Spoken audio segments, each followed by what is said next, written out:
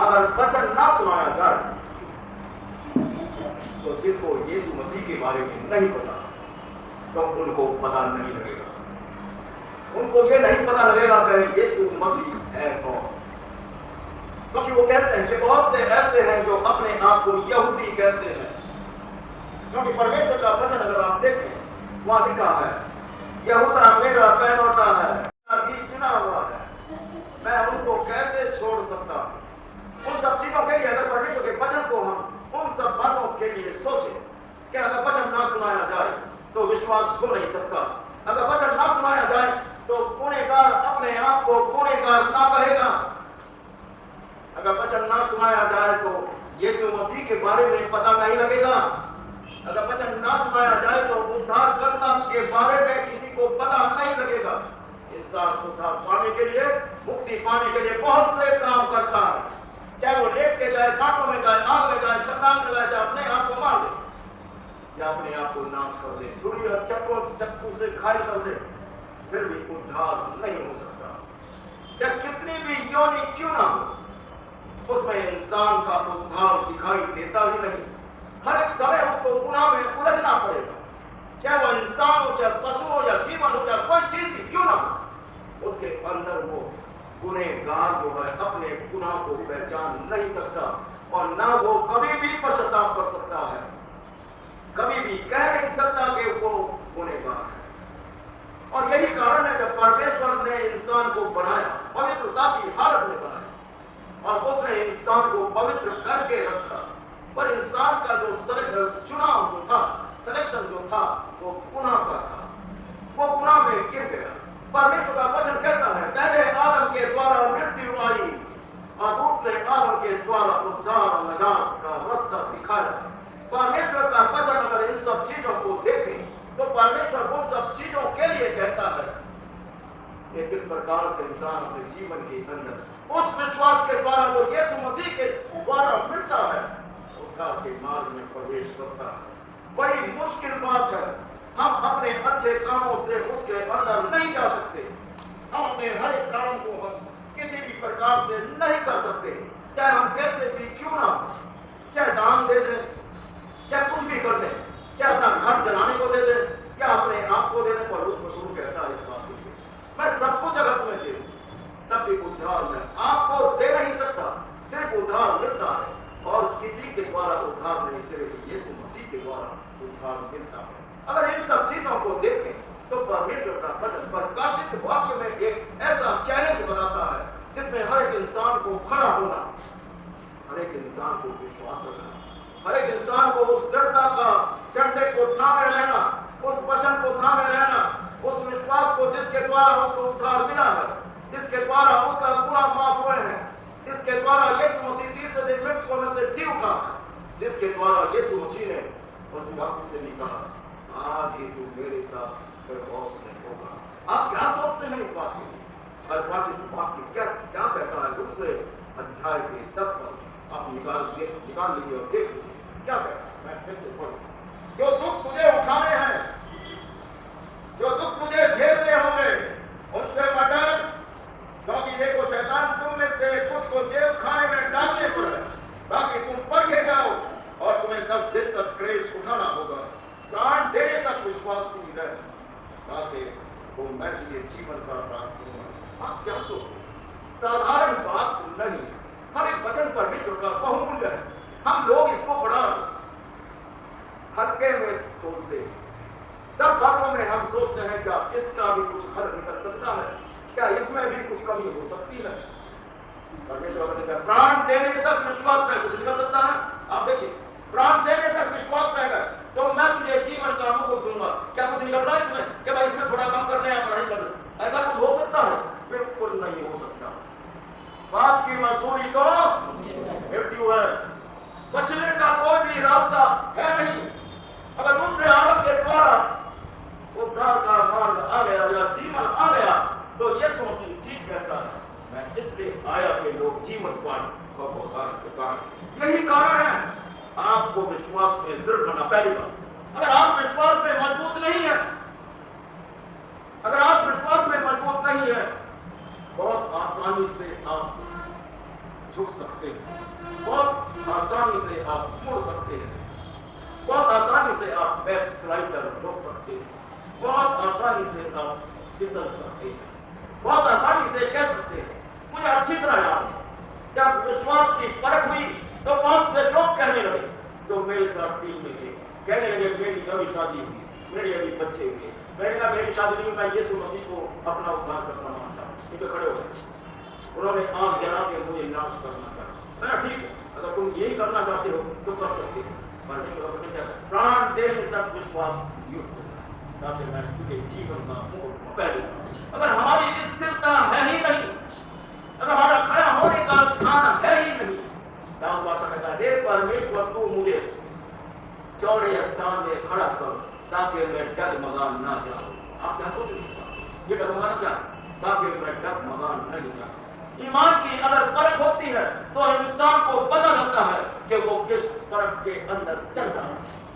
याकूब की पत्नी भी ऐसी ही कहती है, अगर तुम में कोई अपने आप को कमजोर समझे या दुखी समझे, और वहां पर लिखा है तो वो प्रार्थना करे, वो अपने आप को परमेश्वर की हजूरी में रखे, अपने आप को परमेश्वर को समर्पण कर दे पूर्ण रीति से। हर एक चीज परमेश्वर की है, अगर हर एक चीज परमेश्वर की है तो मैंने पिछली दफा बताया, तो फिर हमारा हर एक चीज किसका होगा? वो धनवान को कह रहा था कि मेरी जान खा पी और मजे कर, पर परमेश्वर का वचन क्या कह रहा था? अगर आज तेरी आत्मा तेरे शरीर से ले ली जाए, ये सब किसका है? जब हम यीशु मसीह के हैं तो परमेश्वर का वचन क्या कहता है? हम क्या है?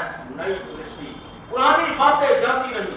अगर हमारी पश्चाताप के द्वारा पुनः जाता रहा, इसका मतलब ये नहीं है कि हम पुनः फिर से करें। हम अपने आप को बचा के रखें, अपने आप को परमेश्वर के कदम में रखें, ताकि परमेश्वर की आशीष जो परमेश्वर देना चाहता है हमें मिलती रहे। क्या परमेश्वर किसी को ऊपर रख सकता है? क्या परमेश्वर किसी को कहेगा कि मैं ये हवा तेरी तरफ नहीं चलाता, इधर को चलाता हूँ? क्या वो कह सकता है कि ये बारिश इधर नहीं कर रहा उधर को कर रहा हूँ? क्या कह सकता है कि धूप इधर नहीं चला रहा उधर को चला दूंगा?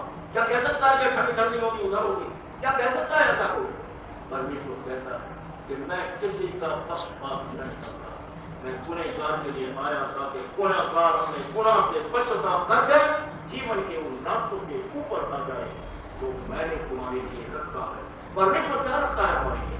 जीवन। परमेश्वर चाहता है कि जीवन आपको मिले। जब यीशु मसीह का स्वर्गवास हो गया, स्वर्गरोहण हो गया, मृत्यु पर से जी उठ के चेलों के साथ खड़ा था और यीशु मसीह को उठा दिया गया। लोग बड़े निराश हुए, पर अगर हम परमेश्वर के वचन को देखें, वहां लिखा है 14 तुम्हारा मन व्याकुल ना हो, तुम परमेश्वर पर विश्वास रखते हो तो मुझ पर भी विश्वास रखो।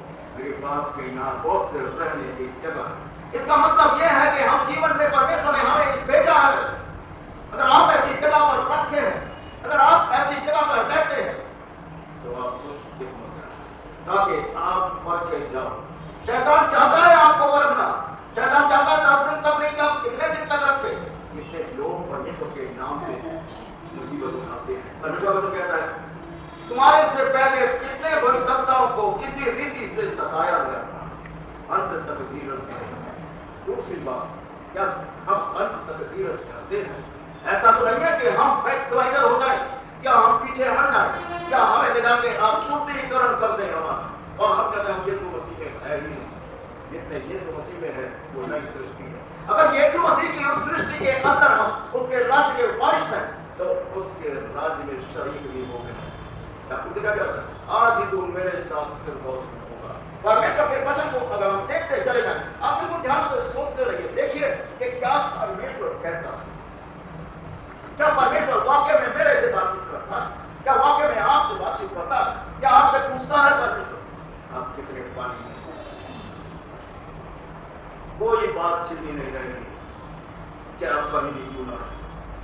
आप कहते रहो हम मसीह। ये कहता है कि बहुत से कहते हैं कि मैं यहूदी हूँ। यहूदी का मतलब क्या पता है? मैं क्रिश्चियन हूँ, पर वो है ही नहीं। ये वाली कलीसिया को परमेश्वर इसीलिए ही चेतावनी देता है। सुन लेना का संदेश कलीसिया के दूत को यही, जो प्रथम है वो अंतिम है, जो मर गया था वो जीवित हो गया। वो ये कहता है क्लेश और दरिद्रता को जानता, परंतु धनी है किस बात में धनी? यीशु मसीह कहता है वो कंगाल होके, वो धनी होके हमारे लिए कंगाल बन गया। इसी का बताया था, वो धनी होकर भी हमारे लिए क्या हो गया? कंगाल हो गया, ताकि हम धनी हो जाए। दूसरा उनका 8:9 पर लिखा, ताकि हम धनी हो जाए। निकाल दीजिए, पढ़ दीजिए, अगर निकाल दिया तो अपना, जब आप निकालने के तो निकाल पढ़ दीजिए। क्या है पढ़ो? तुम हमारे प्रभु यीशु मसीह का अनुग्रह जानते हो कि वो धनी होकर भी क्या हो गया? धनी होकर भी तुम्हारे लिए कंगाल बन गया, ताकि हम उसके कंगाल हो जाने से क्या है? धनी हो जाए। सब कुछ परमेश्वर का है। उसने सृष्टि बनाई और कहा बन जा। उसने जमीन जब कुछ नहीं था तब बना दी। उसने जब जमीन बना दी तब 4 सितारे भी बना दिए। उसने पानी और इन सब चीजों को बना दिया, सबको अलग अलग कर दिया, सबके लिए डॉल बना दी, एक ऐसी रेखा खींच दी इसको पार न करना, और उसने इंसान को उसके ऊपर क्या बना?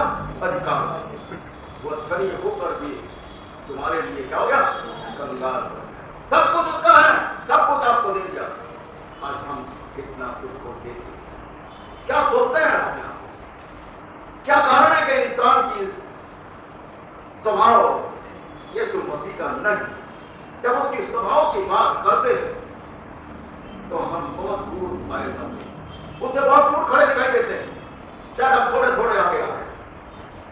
इसीलिए कहते हैं प्राण देने तक वफा कर, उन्होंने प्राण देने तक वफा कर, ताकि मैं तुझे जीवन का दास हूं। परमेश्वर का वचन ऐसे बोलता है। वो कहता है कि जो दुख तुझे झेलते होंगे उससे मत डर, क्योंकि देख शैतान तुम में से उसको जेल खाने में डालने में। क्यों जेल खाने में डालने पर? एक भाई आया कहने लगा तुमने हमारे मुंह पे चपक लगा दिया। मैं तो क्यों? मैं तो जानता नहीं। वो कहा तुमने हर द्वार को बदल दिया है, तुमने हर द्वार को बदल दिया। मैंने कहा हमने तो किसी तरीके का कुछ नहीं करा। कहीं झूठ बोल रहे, तुमने यीशु मसीह का संदेश वहां सुना दिया जहां पे नहीं सुनाना था। तुमने उन जगह पर बता दिया जहां तुमने कहा लोग पश्चाताप कर रहे हैं। तुमने उन जगह पर बता दिया जहां लोग चंगे होते जा रहे हैं। तुमने उन जगह पर बता दिया जो लोग रिपेंट करते हैं। तुमने उन जगह पर बता दिया जो गुनाह से अपने इकरार कर रहे हैं, गुनाह से पश्चाताप कर रहे हैं। तुमने वहां पर बता दिया। अब तुम कहते हो कि हमने इस बात में तुझे बदल दिया। हमारा काम नहीं है, हमारा काम है वचन सुनाना। परमेश्वर का वो संदेश जहां नहीं पहुंचा वहां पर बताना आप सबों का काम है, ताकि हम जाके बताएं, ताकि वो उसकी गवाही अपने चरित्र से, अपने चाल चलन से दे सके। कितने लोग ऐसे हैं जो आज जीवित परमेश्वर की आराधना करते हैं? क्या आप सोचते हैं कभी इस बात के? वो कहते तो है कि हम यहूदी हैं, पर है नहीं। अब सोचिए उस बात आगे। वो कहते हैं कि हम यहूदी हैं, क्रिश्चियन हैं, पर नहीं। छोड़ो। पर वो कहता है कि तुम में से कितनों को शैतान परखने वाला, क्या उस परखने क्या उस परखने के समय आप तैयार हैं? क्या वो आखिरी समय के लिए बातचीत कर रहे हैं? हम हर एक जन को किसी ना किसी तरीके से दिखाई दे रहा है परमेश्वर का आना निकट है, परमेश्वर का आना निकट है। क्या हम मोबाइल पर देखते हो, क्या उस घोड़े को देखते हो, सफेद घोड़े को, तो उन तमाम आशीषों के बारे में बताता है। परमेश्वर का वचन क्या कहना है? उसने चारों दिशाओं के घोड़ों को रोक रखा है ताकि आप लोग बर्बाद ना हो जाए। उसने चारों जगहों के लोगों को, उन शक्तियों को रोक रखा है ताकि आप उस परेशानी में ना फंस जाए। अगर उस संदेश को आप सुनते हैं तो क्या आप ईमान में मजबूत हैं? सब अपने आप पूछ सकते हैं। मैं अपने आप से पूछता हूं, क्या मैं ईमान में मजबूती से खड़ा हुआ हूं? हाँ, मैंने कहा जरूर। सब बातों, सब चीज परमेश्वर का, कोई चीज मेरी नहीं, सब परमेश्वर ने दिया। अगर सब परमेश्वर ने दिया है तो वो कंगाल बन गया और मैं धनी बन गया। अगर सब कुछ मेरा है तो उसके राज्य के वारिस आप बन गए हैं, क्योंकि आपने पश्चाताप किया है। उसने आपके गुनाहों का कर्जा अदा कर दिया। परमेश्वर बदल कहता है, मत डर, जो दुख तुझे उठाने हैं हिम्मत रख,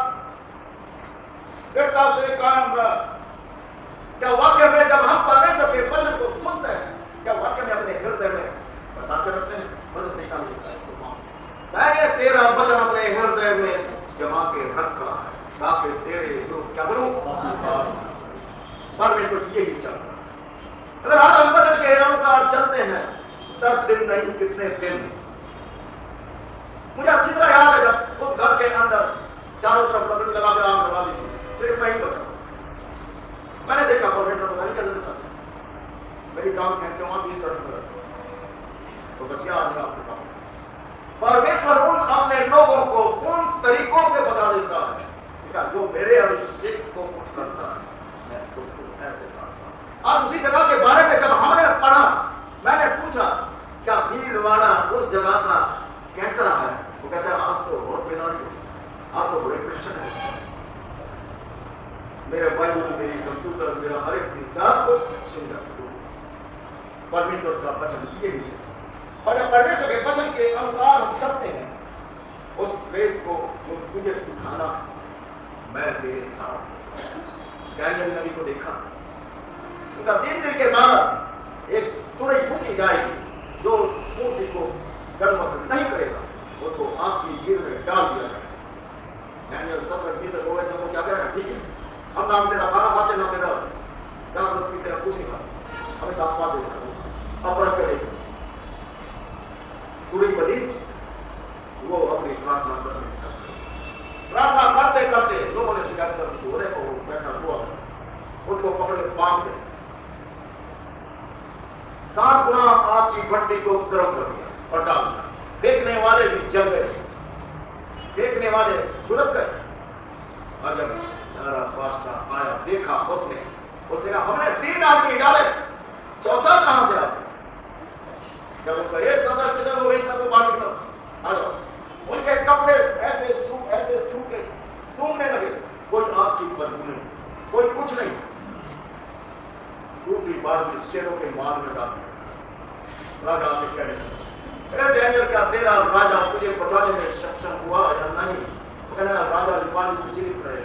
मेरे परमेश्वर ने शेरों के मार में डालने से पहले शेरों के मुंह को ऐसा बंद कर दिया कि दोनों एक दूसरे को देख के पता नहीं खुश हो रहे हो क्या कर रहे हो मैं ये तो कुछ नहीं पता दोनों शेर बचाने में सक्षम था। आज भी परमेश्वर आपको बचाने में सक्षम है।